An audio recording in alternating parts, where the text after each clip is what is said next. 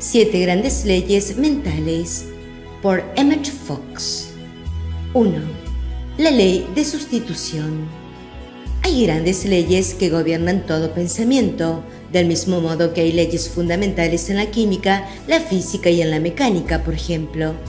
Sabemos que el control del pensamiento es la clave del destino, y para aprender a controlar el pensamiento tenemos que conocer y comprender estas leyes, de la misma manera que el químico tiene que aprender las leyes de la química y el electricista debe conocer las leyes de la electricidad.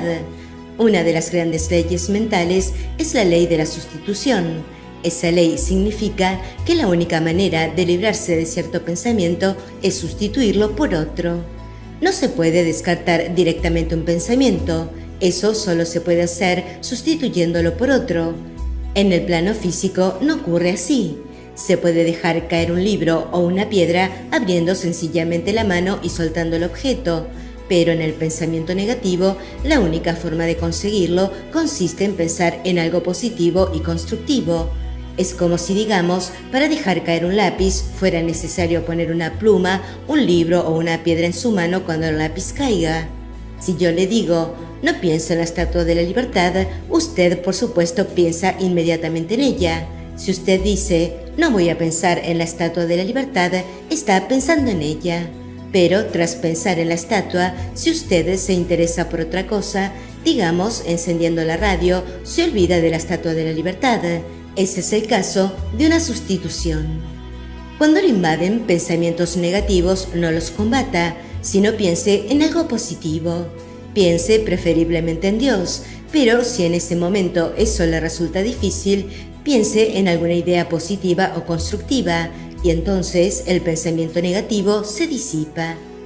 A veces sucede que pensamientos negativos parecen asediarlo con tanta fuerza que no puede superarlos. Es lo que se llama un acceso de depresión o de preocupación, o tal vez hasta un arranque de cólera. En ese caso, lo mejor es buscar a alguien con quien hablar de cualquier tema, o ir al cine o al teatro, o leer un libro interesante, una buena novela, una biografía o una crónica de viajes, algo así. Si se sienta a combatir la marea negativa, el único resultado que obtendrá probablemente sea el de incrementarla. Preste atención a algo muy distinto, negándose resueltamente a pensar en la dificultad o a recrearla, y más tarde, después de que se haya alejado completamente del problema, puede regresar con confianza y afrontarla mediante un tratamiento espiritual. Pero yo os digo, no resistáis al que es malo. Mateo 5:39. 2. La ley de relajación. Otra de las grandes leyes mentales es la ley de la relajación. En todo trabajo mental, el esfuerzo se derrota a sí mismo.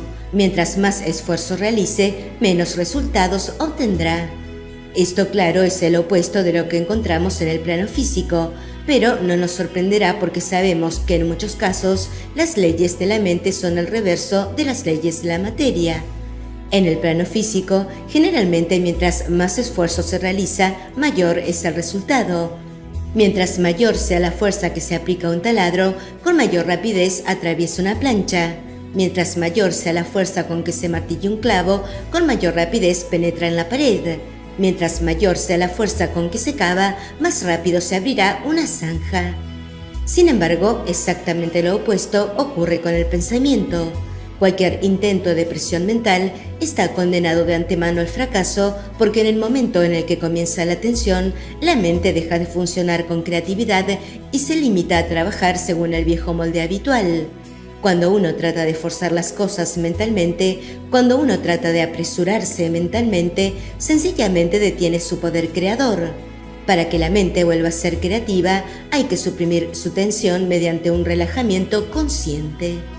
En todo trabajo mental, sea relajado, apacible y no se apresure, pues el esfuerzo se derrota a sí mismo.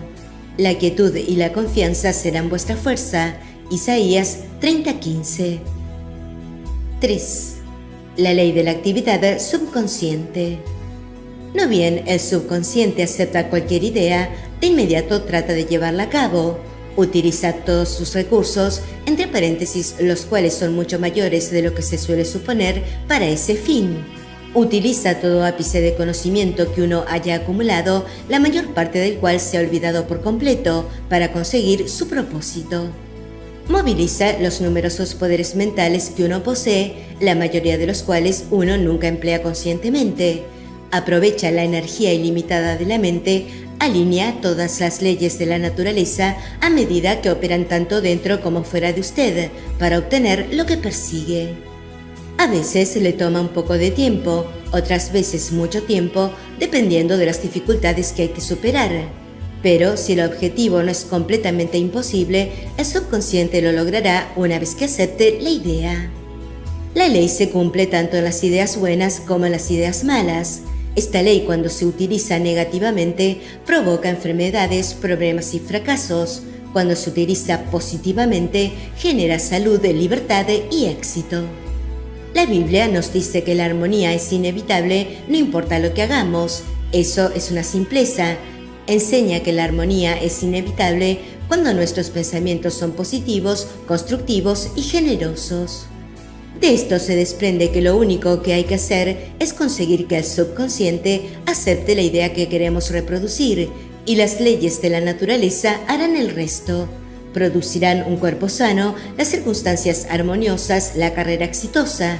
Nosotros damos las órdenes, el subconsciente hace el trabajo. 4. La ley de la práctica. La práctica conduce a la perfección. Ese familiar proverbio encierra una de las grandes leyes de la naturaleza, la cual, como es una ley, nunca, bajo ninguna circunstancia, se viola. Para ser hábil en cualquier campo es preciso practicar. Sencillamente no hay logro sin práctica, y mientras más se practique, siempre que se haga inteligentemente, mayor será la pericia y más pronto se obtendrá. Eso se cumple en el estudio de la música, de un idioma, cuando se aprende a nadar, a patinar, a esquiar o a volar. Se cumple en todo aspecto imaginable de la actividad humana. La práctica es el precio de la pericia. En la vida comercial y en cualquier clase de administración o dirección, la experiencia es la forma que adquiere la práctica. Una vez más, es la práctica la que conduce a la perfección. De ahí que si otros aspectos son iguales, se suele escoger a una persona mayor para puesto de responsabilidad y no a una persona más joven. En la metafísica, los efectos de esta ley son particularmente impresionantes. El control del pensamiento es por completo cuestión de práctica inteligente.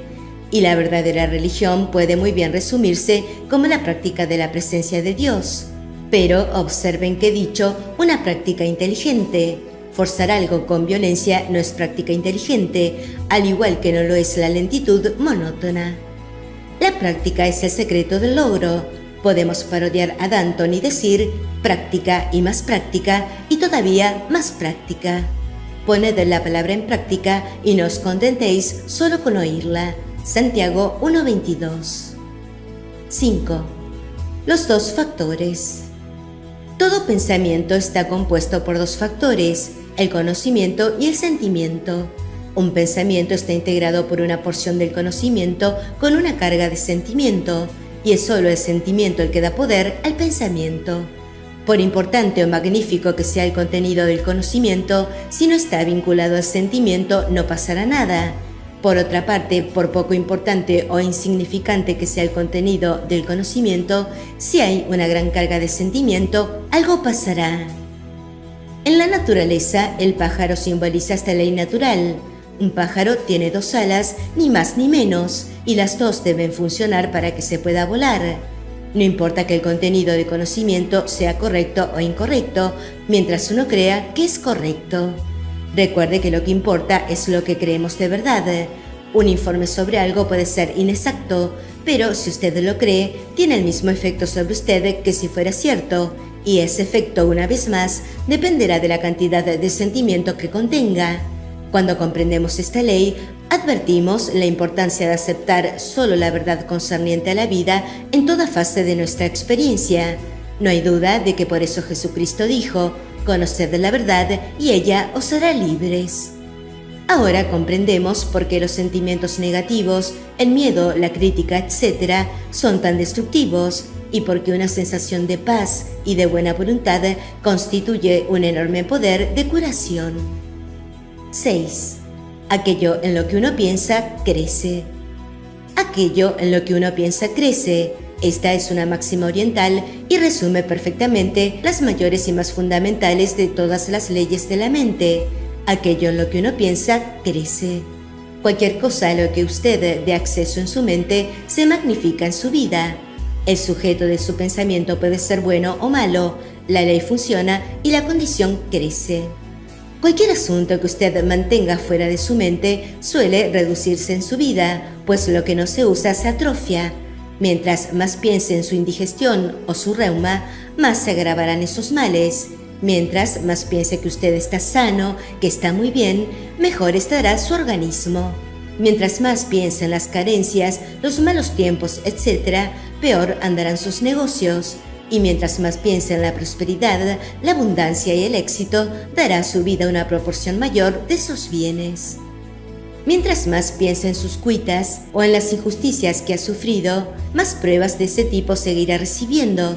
Y mientras más piense en el éxito que ha tenido, mucho más éxito recibirá. Esta es la ley básica, fundamental, que lo abarca todo. En realidad, toda enseñanza psicológica y metafísica no es mucho más que un comentario sobre esta ley. Aquello en lo que uno piensa crece. Filipenses 4:8. 7. La ley del perdón. Es una ley mental inquebrantable que uno tiene que perdonar a otros si quiere superar las dificultades y lograr un verdadero progreso espiritual. Quizás la impotencia vital del perdón no sea obvia a primera vista, pero puede estar seguro de que no es simple coincidencia que todo gran maestro espiritual, comenzando por Jesucristo, haya insistido tan enérgicamente en el perdón. Debe perdonar las injurias, pero no solo de palabra o como una cuestión formal, sino sinceramente de corazón. Así es, usted no perdona por el bien de otra persona, sino por su propio bien. Para esa persona, el perdón no significará gran cosa, a menos que fije una serie de valores a partir del perdón, pero para usted tendrá una gran significación. El resentimiento, la condena, la ira, el deseo de ver a alguien castigado, son cosas que corrompen su alma, por muy astutamente que usted disimule esos sentimientos. Como esas cosas tienen un contenido emocional más vigoroso de lo que cualquiera sospecharía, le afianzan sus problemas, los remachan, lo encadenan a muchos otros problemas que en realidad no tienen nada que ver con los agravios originales. Perdonar no significa que usted debe simpatizar con el delincuente o que quiere conocerlo, sino que usted debe desearle el bien. Usted, por supuesto, no debe convertirse en una alfombra que todo el mundo pisa. Usted, por supuesto, no debe permitir imposiciones o maltratos. Debe librar sus propias batallas y librarlas con oraciones, justicia y buena voluntad. No importa que usted pueda olvidar la injuria o no, aunque si usted deja de pensar en ella, probablemente la olvide, pero debe perdonar. Extracto del libro Dale valor a tu vida por Emmett Fox.